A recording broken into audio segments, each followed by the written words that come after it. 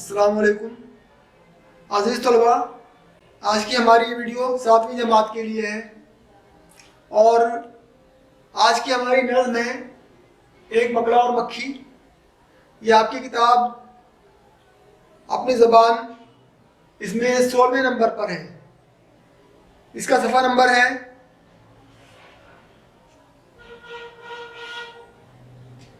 सफ़ा नंबर 113 पर।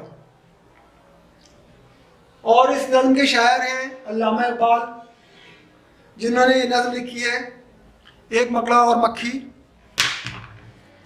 तो सबसे पहले हम इस नज़्म को पढ़ेंगे।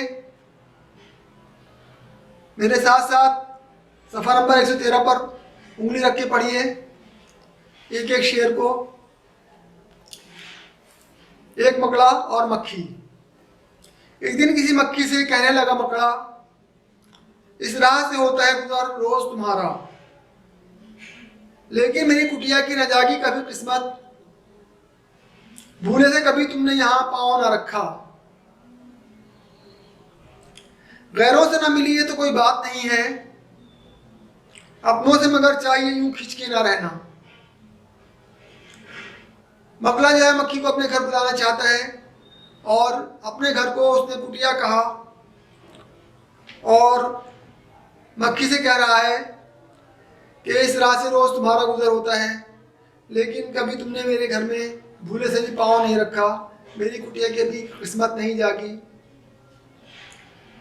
गैरों से न मिली है तो कोई बात नहीं है, अपनों से मगर चाहिए यूं खींच के ना रहना। तो मकड़ा कह रहे हैं मक्खी से कि अगर आप गैरों से ना मिले तो खैर कोई बात नहीं, लेकिन अपनों से तो खींच के नहीं रहना चाहिए, अपनों से तो मिलना जुलना चाहिए।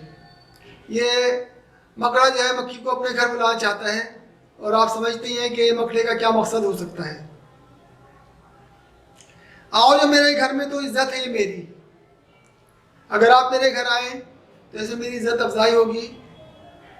वो सामने सीढ़ी है जो मंजूर हो आना। मक्खी ने सुनी बात जो मकड़े की तो बोली। मक्खी ने जब मकड़े की बात सुनी तो उसको जवाब दिया, हजरत किसी नादान को दीजिएगा ये धोखा, इस जाल में मक्खी कभी आने की नहीं है, जो आपकी सीढ़ी पे चढ़ा फिर नहीं उतरा। मक्खी समझ रही थी मकड़े का मकसद कि मकड़ा मुझे अपने घर क्यों बुलाना चाहता है, क्यों ऐसी बातें कर रहा है खुशामद की, और क्या चाहता है, मकड़े का मकसद क्या है।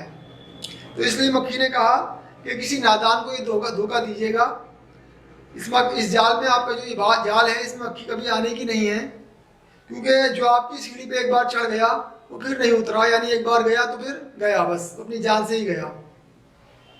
मकड़े ने कहा, वाह फरेबी मुझे समझे, तुम सा कोई नादान जमाने में ना होगा।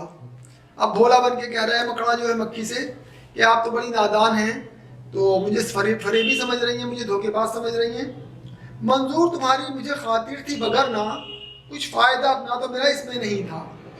अब अगले सफ़े पर देखिए, सफ़ा नंबर 114 पर मकड़ा कह रहा है कि मुझे तुम्हारी खातिर तबादला करना मंजूर थी, वरना इसमें मेरा तो कोई फ़ायदा नहीं था। मेरा क्या फ़ायदा था, उड़ती हुई आई हो खुदा जाने कहाँ से, ठहरो जो मेरे घर में तो है इसमें बुरा क्या। पता नहीं कहाँ से थकी हारी चली आ रही हो, उड़ती हुई आ रही हो, खुदा जाने कहाँ से आ रही हो, अगर मेरे घर में थोड़ी देर के लिए ठहर जाओ तो इसमें क्या बुराई है।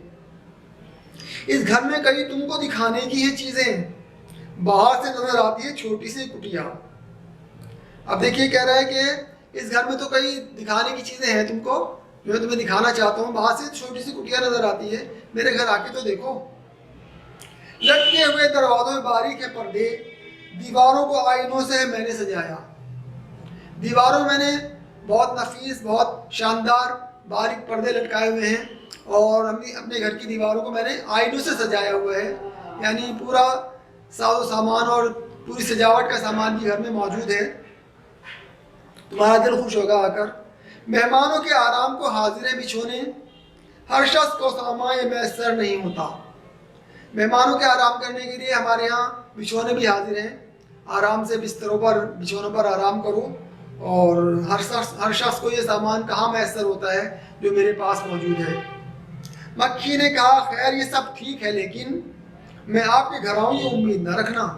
वो तो सब ठीक है, लेकिन फिर भी मैं आपके घर आऊँ ये मुझसे उम्मीद ना रखना, मैं तुम्हारी चालाकी, तुम्हारी मक्कारी समझ रही हूँ।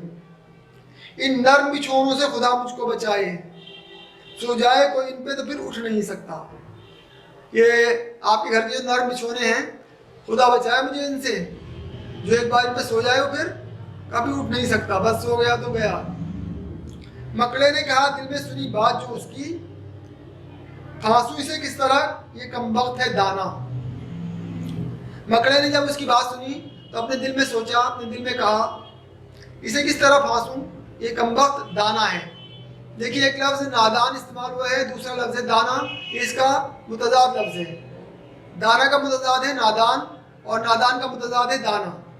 दाना यहाँ पर खाने वाला दाना भी है और दाना का मकसद अक्लमंद। तो कह रहे हैं ये कमबख्त अक्लमंद है, इसको किस तरह से मैं फांसूं, किस तरह से फंसाऊं, किस तरह अपने जाल में इसको बुलाऊं और किस तरह इसको अपना लुकमा बनाऊं। अब उसने सोचा 100 काम खुशामद से निकलते हैं जहां में। अगले सफ़े पर आ जाएगी, सफ़ा नंबर 115 पर। 100 काम खुशामद से निकलते हैं जहां में। इस दुनिया में 100 काम निकल जाते हैं अगर इंसान किसी की खुशामद करे तो खुशामद से। देखो जिस दुनिया में खुशामद का है बंदा, हर कोई अपनी खुशामद को पसंद करता है, हर कोई अपनी तारीफ को पसंद करता है।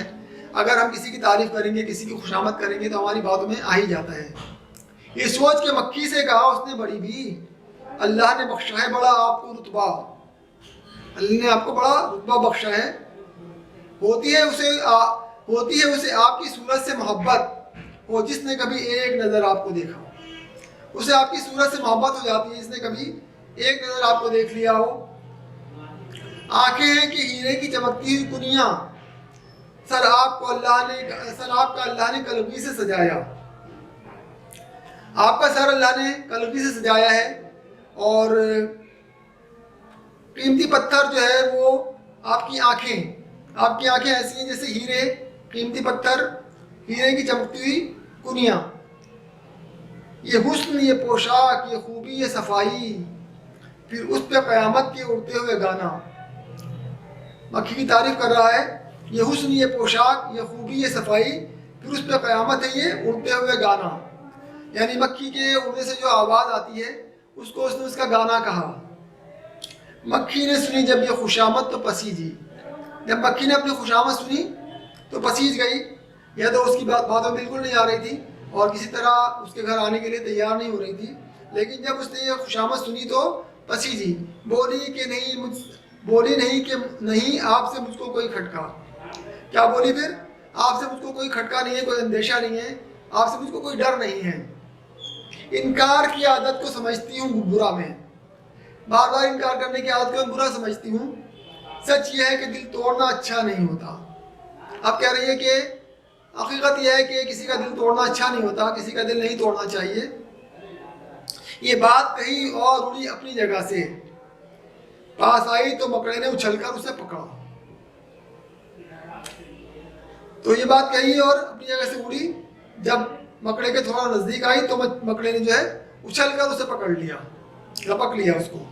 भूखा था कई रोज से, अब हाथ जो आई, आराम से घर बैठ के मक्खी को उड़ाया। यानी मजे उड़ाए, उसको उसकी खुराक मिल गई। मक्खी को उड़ाया, यहाँ उड़ाने से मुराद ये नहीं कि मक्खी को उड़ा दिया, बल्कि मजे उड़ाए। उसको उसकी पसंदीदा ग़िज़ा मिल गई, खुराक मिल गई, इसका मकसद जो है पूरा हो गया।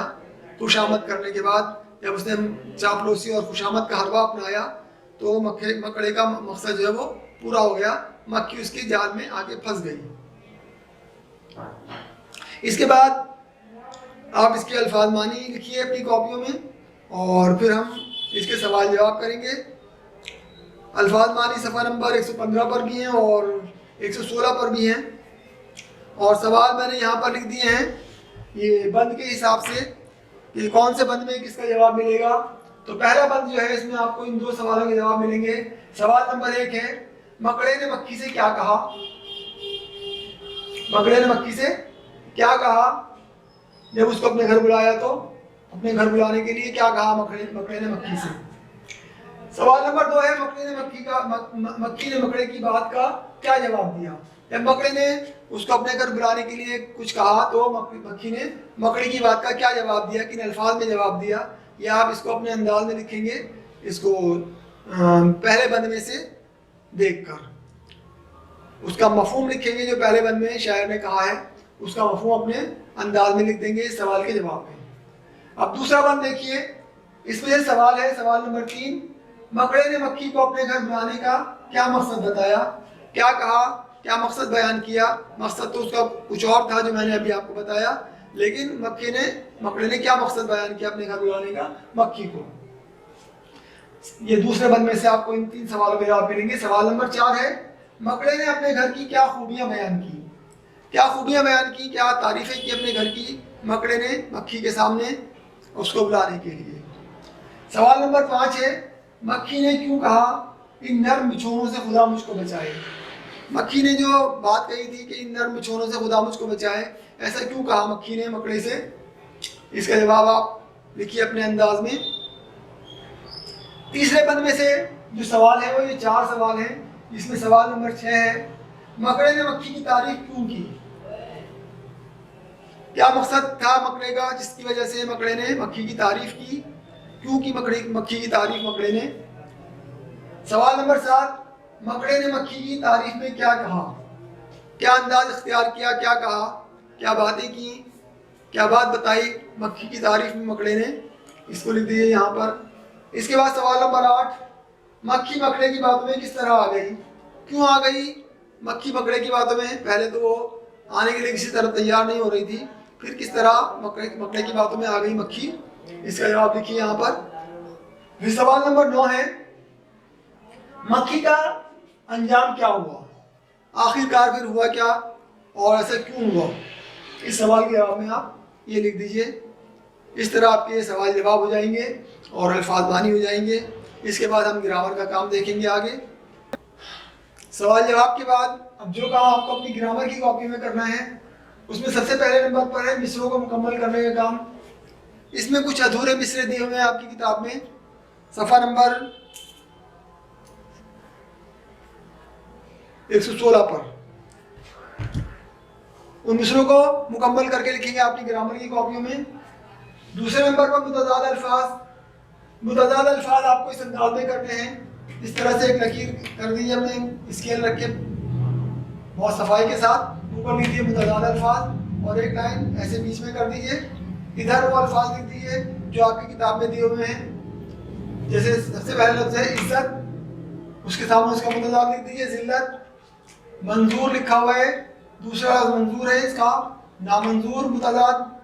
नादान का मुतज़ाद दाना, फ़ायदा का मुतज़ाद नुकसान, आराम का मुतज़ाद तकलीफ़, हाजिर का मुतज़ाद है गायब, मोहब्बत का मुतज़ाद नफ़रत, खूबी का मुतज़ाद है खराबी, इनकार का मुतज़ाद इक़रार। इस तरह से आप ये मुतज़ाद अल्फाज कर लेंगे। और फिर तीसरे नंबर पर इमला दुरुस्त करने का काम। ये बहुत आसान काम है, ये आप खुद करेंगे। जो अल्फाज दिए हुए हैं उसमें जानबूझकर गलत इमला दिया हुआ है, आप उसको देखकर सही इमला लिखेंगे उन अल्फाज का। चौथे नंबर पर अशार मुकम्मल करने का काम है। अशार मुकम्मल करने का काम भी आप कर लीजिए। इस तरह से मिसरे मुकम्मल करने का काम दिया हुआ है, अधूरे मिसरे दिए हुए हैं। इसी तरह से कुछ अशार को नामुकम्मल दिया हुआ है, आप उन अशार को मुकम्मल कर लेंगे। इसके बाद कुछ अल्फाज दिए हुए हैं, उनको अपने जुमले में इस्तेमाल करना है आपको। इसी तरह से मुहावरे हैं, मुहावरे और अल्फाज इनको अपने अपने जुमले में इस्तेमाल करेंगे। इन अल्फाज में सबसे पहले जो लफ्ज़ है वो है गुज़र, मंजूर, नादान, फरेबी, खातिर, बारीक, आराम और खुशामद। ये अल्फाज हैं, ये आपके नज़्म में भी इस्तेमाल हुए हैं। इन अल्फाज को आप अपने जुमलों में इस्तेमाल कीजिए। बहुत अच्छी तरह सोच समझकर साफ़ सुथरे और बहुत अच्छे अंदाज में जुमले बनाइए। जुमले ऐसे हों जिनका कोई मकसद हो, बेतुके और बेमकसद जुमले नहीं होने चाहिए। बहुत अच्छे बामकसद जुमले बनाइए। ये जुमले बनाना जो है ये बहुत ही अच्छा हुनर है और जुमलों से ही आपको लिखना आता है और अल्फाज का इस्तेमाल आपको जुमलों के ज़रिए से ही आता है। इसलिए ये काम हम आपको करने के लिए देते हैं। आप अपने जुमले बनाइए इन अल्फाज को इस्तेमाल करते हुए। इसके बाद में मुहावरे। मुहावरों का इस्तेमाल करना भी आपको, जब आप मुहावरों को इस्तेमाल करते हैं तब आता है। इसमें है सबसे पहले किस्मत जागना, यानी अच्छे दिन आना, यानी दिन फिरना। आगे इसके माने भी दिए हुए हैं, अच्छे दिन आना या दिन फिरना। किस्मत जागने का मतलब है खिंच के रहना, इसका मतलब है दूर दूर रहना। तीसरा मुहावरा है दिल पसीजना, यानी नर्म पड़ना। चौथा मुहावरा जो है पाँव रखना, यानी कदम रखना। पांचवा मुहावरा दिल तोड़ना, यानी नाउम्मीद करना, मायूस करना। ये पांचों मुहावरे भी आपकी इस नज़्म में इस्तेमाल हुए हैं। इन मुहावरों को इस्तेमाल करते हुए जुमले बनाइए। ये आपका कुछ मुख्तसर काम ग्रामर की कॉपी का था, और वो काम जो भी आपने किया वो क्वेश्चन आंसर की कॉपी का था। इंडेक्स भी बनाइए और अपना काम मुकम्मल कीजिए। जब आपके पास मैसेज आए कॉपी चेक कराने के लिए, तो अपनी कॉपी आके स्कूल में जमा कराइए चेक कराने के लिए। शुक्रिया।